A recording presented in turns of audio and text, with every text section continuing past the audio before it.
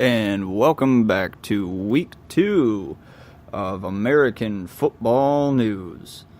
For those of you who haven't been paying attention, college football officially kicked off last weekend with a plethora of games across the country, including our game of the week, the University of Notre Dame taking on the Wolverines of Michigan.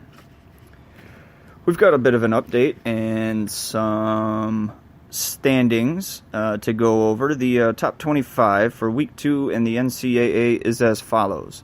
Once again, for the second week in a row, Alabama comes in at number 1 overall, followed by Clemson, Georgia, Ohio State, Wisconsin, Oklahoma, Auburn, Notre Dame moving up, the University of Washington, Stanford, LSU, Virginia Tech, Penn State, West Virginia, Michigan State, Texas Christian University, University of Southern California, Mississippi State, University of Central Florida, Boise State, Michigan, still holding on to their top 25 spot, Miami of Florida, Oregon, South Carolina, and making it into the top 25 for the first time this season, the University of Florida. That's right, the Gators are back into the top 25.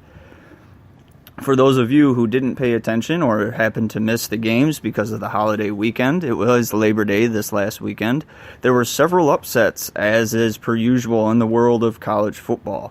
Our number 1 upset of the week was Maryland beating number 3 Texas 34-29. This effectively kicks Texas out of the top 25 for the season, for the week, as the Longhorns have struggled to maintain winning records the last several years. The other upset that almost came to be, Appalachian State. That's right, the Mountaineers, a Division II team that over 10 years ago upset the University of Michigan Wolverines, nearly did it again to another Big Ten team. The Penn State Nittany Lions had to go to overtime and force the Appalachian State Mountaineers to a loss, with the Penn State Lions coming out on top 45-38. Another blowout game saw number 25 Louisiana State take on the Miami Hurricanes in what was supposed to be a big game for the Hurricanes and to show that they were a team to be reckoned with in the ACC.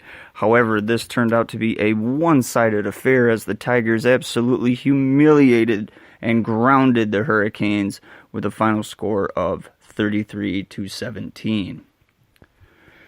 The final college football game took place on Monday and featured the Florida State Seminoles and the Virginia Tech Hokies. Again, a seemingly close matchup on paper, number 19 taking on number 20.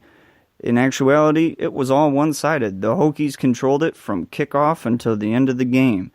They pounced on the Seminoles and kept on them and finalized the game with a score of 24-3. Is there panic in the Sunshine State? And does Tallahassee have something to worry about? Only the coming weeks will tell.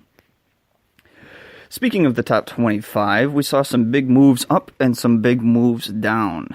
If you were following us last week, you will see that the University of Miami has fallen 14 places. That's right, 14 places after getting smashed by Louisiana State University. In week 1, the University of Miami was all the way up to number 8, this week down to number 22. The biggest move up, of course, was the LSU Tigers, who smashed the Miami Hurricanes. Last week, they were coming in at number 25. This week, they come in at number 11. Again, 14 points up. The second biggest loss, if you were paying attention, is the University of Michigan. Michigan, supposedly a favorite to win the Big Ten and a national title contender, I say that jokingly, last week started off the season at number 14 after their humbling defeat to the Irish. They are now down to number 21. That's a fall of 7 places.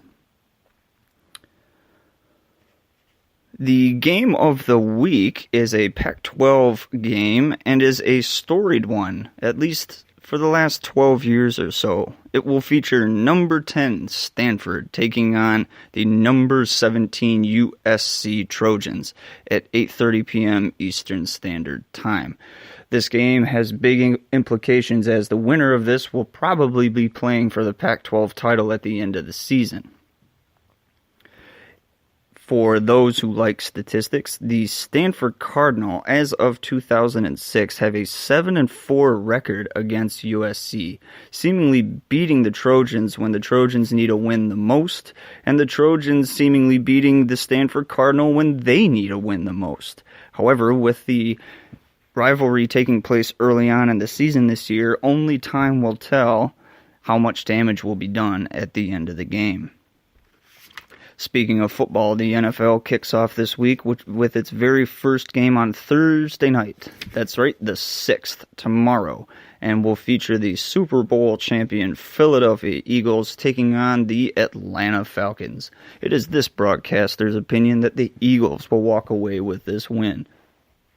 Check your local listings for time. Sunday Night Football is also back and will happen on the 9th. That's correct, this Sunday the 9th, and will feature a long-time rivalry, one of the oldest rivalries in all of professional football. The Green Bay Packers will take on the Chicago Bears. The Bears, trying to bluster that defense by signing Khalil Mack to an extended contract away from the Raiders, are looking to upset the Green Bay Packers. However, I feel the Packers will walk away with a victory in this game. And for Monday Night Football fans, because it's the kickoff week, we have two games, an earlier game and a later game. The number one game on the docket is the Detroit Lions taking on the New York Jets. The Lions should be able to handle the Jets, but who knows? They have a rookie quarterback who may surprise several people. The second game, a much later game, out west, will feature the LA Rams and the Oakland Raiders, and it is my opinion that the Oakland Raiders will walk away with a win and will probably win that division later on this year. If you like the show, please leave your comments and questions below or to the email provided, and we thank you for taking a listen. Tune in next week for Week 3 of the NCAA and Week 2 of the NFL as we take a look at the top 25s, the upsets from the previous week, and any and all big news concerning the NFL and its players. We thank you for taking the time to listen and bid you a fond farewell.